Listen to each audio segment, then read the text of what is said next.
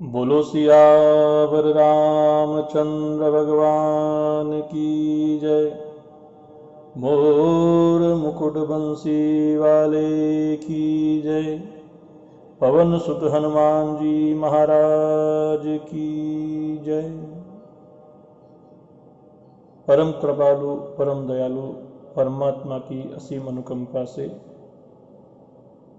इस रामचरितमानस के पावन प्रसंगों को सुनकर समझकर हम अपने जीवन को धन्य कर रहे हैं।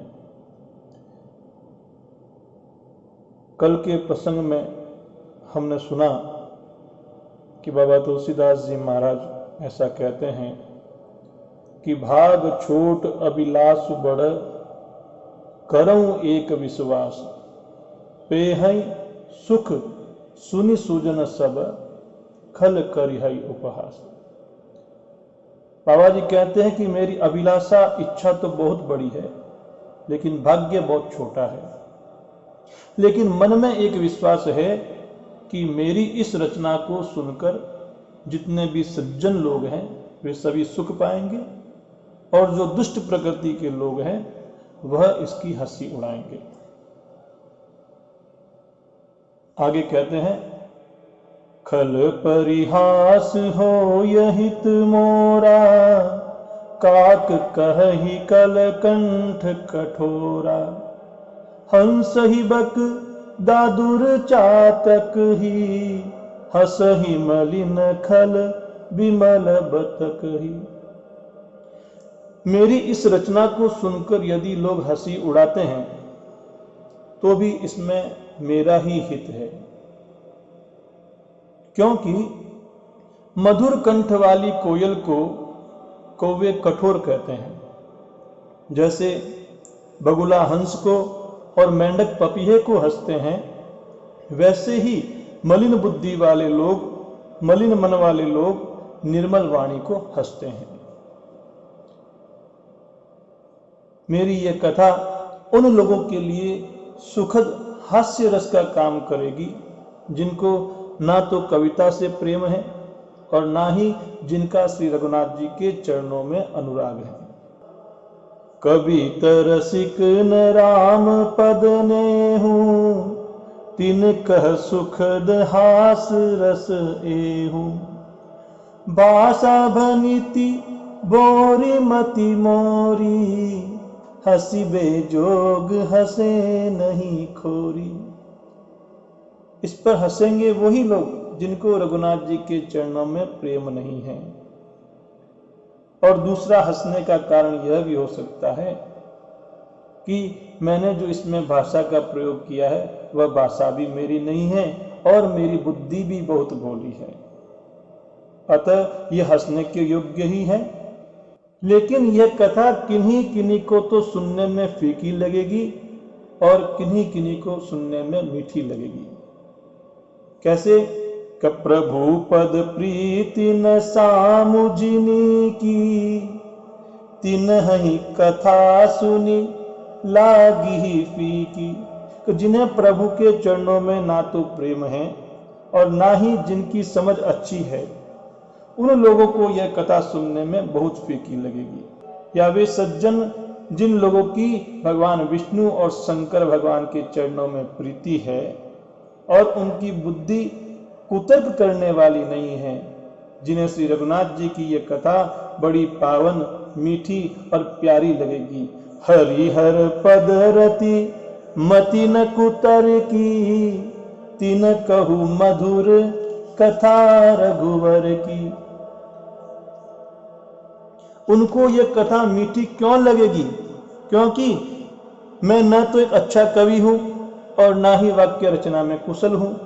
राम भगति भूषित जिय जानी, सुनी हई सुजन सराही सुबानी, कभी न होहु नहीं बचन प्रवीणु, सकल कला सब विद्याहीनु। तो मैं ना तो एक अच्छा कवि हूं और ना ही वाक्य रचना में कुशल हूं।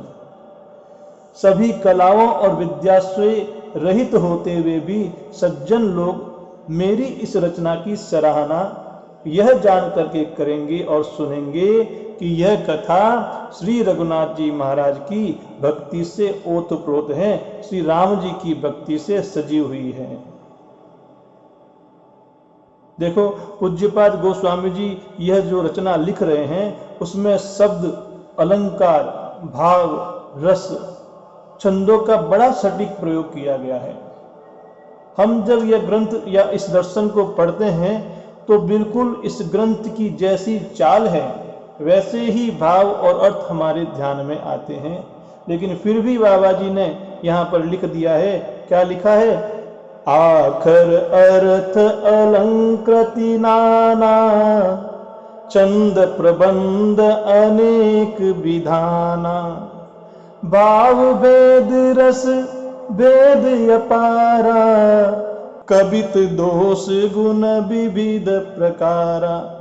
बाबा जी कहते हैं कि कविता रचना के कई प्रकार के गुण और दोष होते हैं, जैसे अक्षर, अर्थ, अलंकार, छंद रचना तथा भाव और रस के बहुत से भेद इनमें होते हैं।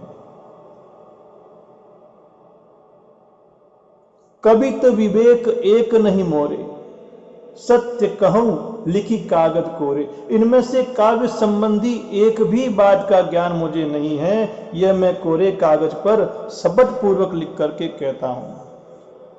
और साथ में यह भी कहता हूं, क्या कहते हैं?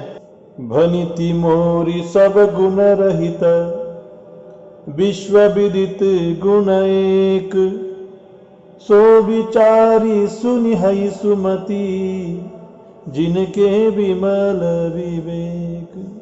कि मेरी यह रचना सभी गुणों से रहित है। विश्व विदित गुण एक, इसमें एक गुण जो है विश्व प्रसिद्ध है, वो क्या है? सो विचारी सुनि हई सुमति। उसी गुण को ध्यान में रखकर सद्बुद्धि वाले लोग, जिनके विमल विवेक, जिनका ज्ञान निर्मल है, वे ही इसको सुनेंगे। तो वह गुण क्या है? एहि मह रघुपति नाम उदारा,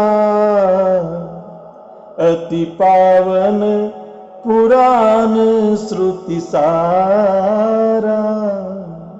वह गुण क्या है? इसमें वेद पुराणों का सार श्री रघुनाथ जी महाराज का नाम है, जो अत्यंत पवित्र और उदार है। और कैसा है? मंगल भवन अमंगल हारी, जो मंगल अर्थात कल्याण का भवन है और सभी प्रकार के अमंगल को हर लेने वाला है। इस नाम की महत्ता इतनी है कि उमा सहित जेहि जपत पुरारी, देवों के देव महादेव जी सपत्नीक सदा इसका जाप करते रहते हैं। बनिति विचित्र सुख विकृत जो, राम नाम बिनु सोहन सो। एक अच्छे कवि के द्वारा रचित कविता भी राम नाम के बिना शोभा नहीं पाती है। जैसे विधु बदनी सब भांति सवारी, सोहन बसन बिना बर नारी। चंद्रमा के समान मुख वाली सुंदर स्त्री भी सभी प्रकार से सुसज्जित होने पर भी बिना वस्त्रों के शोभा नहीं पाती है। इसके विपरीत सब गुण रहित कुकवि कृत बानी, राम नाम जस अंकित जानी। ऐसे कवि की रचना जो सभी कवित गुणों से रहित है, लेकिन उसमें राम नाम की महिमा का सहारा है, तो बुद्धिमान लोग ऐसे प्रभु आश्रय से आश्रित रचना को आदर पूर्वक कहते भी हैं और सुनते भी हैं। सादर कहि सुनहि बुद्धताहि, मधुकर सरिस संत गुण गाही। क्यों सुनते हैं? बाबा जी कहते हैं जिस प्रकार भौरा पुष्प से सार रूपी रस को ग्रहण कर लेता है, उसी प्रकार संत जन भी गुणग्राही होते हैं। वह ऐसे कवि के द्वारा की गई रचना में प्रभु नाम को सार के रूप में ग्रहण कर लेते हैं। इतनी सुंदर रचना की है जिसके पद पद में भाव प्रेम भरा हुआ है। लेकिन फिर भी बाबा जी कहते हैं कि यद्यपि मेरी इस रचना में कविता का एक भी गुण नहीं है, यद्यपि कवित रस एक नाही, तो फिर इसमें क्या है? राम प्रताप प्रगट एहि माही। मगर फिर भी इसमें श्री राम जी का प्रताप स्पष्ट रूप से प्रकट होता है और उसी का मुझे भरोसा है। सोई बरोस मोरे मन आवा, केहि न सुसंग बड़पनु पावा। मेरे मन को यह भरोसा है कि ऐसा कौन व्यक्ति है जिसने सुसंग अथवा सत्संग को प्राप्त करके बड़प्पन को नहीं पाया हो। पहले हमने वाल्मीकि जी महाराज की भी कथा सुन रखी है। कुछ समय का सत्संग प्राप्त किया था, उनका पूर्ण जीवन ही परिवर्तित हो गया, भक्त हो गए, ब्रह्म के समान हो गए। बाबा जी उदाहरण देते हुए कहते हैं, दूमऊ तजई सहज करवाई, अगरु प्रसंग सुगंध बसाई। कदुआ भी अगर के संग को पाकर के सुगंधित हो जाता है और अपने स्वाभाविक कड़वेपन को त्याग देता है। बस इसी प्रकार मेरी यह रचना भनिति बदेश वास्तु भली बरनी, अरे राम कथा जग मंगल करनी। मेरी यह कविता अवश्य बद्दी है, परंतु इसमें जगत का कल्याण करने वाली राम कथा रूपी उत्तम वस्तु का वर्णन किया गया है, अतः यही भी अच्छी ही कही जाएगी। बाबा जी ने श्री रघुनाथ जी के नाम का आश्रय लेकर के दृढ़ता के साथ अपनी इस रचना की फलश्रुति भी यहाँ पर पूर्व में ही कर दी। क्या कहा? बाबा जी कहते हैं, मंगल करनी कलिमल हरनी, तुलसी कथा रघुनाथ की। कि रघुनाथ जी की यह कथा कल्याण करने वाली है और कलयुग के पापों को हरने वाली है। गतिकूर कविता सरित की, जो सरित पावन पाथ की। मेरी इस बद्दी कविता रूपी नदी की चाल पवित्र जल मां गंगा जी की चाल के समान टेढ़ी है, लेकिन फिर भी प्रभु सुजस संगति बनिति भली, हो यही सुजन मन भावनी। प्रभु सुजस संगति बनिति भली, हो यही सुजन मन भावनी। लेकिन फिर भी प्रभु श्री रघुनाथ जी के सुंदर यश के संग से यह कविता सुंदर तथा सज्जनों के मन को भाने वाली हो जाएगी। कैसे? कभव अंग भूति मसान की, सुमिरत सुहावनी पावनी।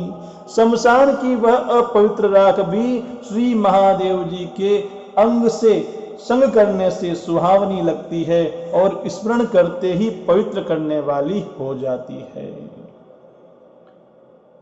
उसी प्रकार प्रिय लागी अति सब ही मम, भनिति राम जस संग, दारु विचारु की करई को, बंदिय मलय प्रसंग। श्री राम जी के यश से और उनके संग से मेरी कविता सभी को अत्यंत प्रिय लगेगी। जैसे मलय पर्वत के संग से काष्ठ मात्र चंदन बन करके वंदनीय हो जाता है। आगे बाबा जी कहते हैं कि श्याम सुरभि पय विशदयति गुणद करही सब पान गिरा ग्राम्य सिय राम जस गावही सुदहि सुजान। कि जैसे गौ काली होने पर भी उसका दूध उज्जवल और बहुत गुणकारी होता है, यही समझकर सभी लोग उस दूध को पीते हैं। इसी प्रकार से गवारू भाषा में होने पर भी श्री सीताराम जी के पावन यश को बुद्धिमान लोग बड़े चाव से गाते हैं और सुनते हैं। बोलो सियावर रामचंद्र भगवान की।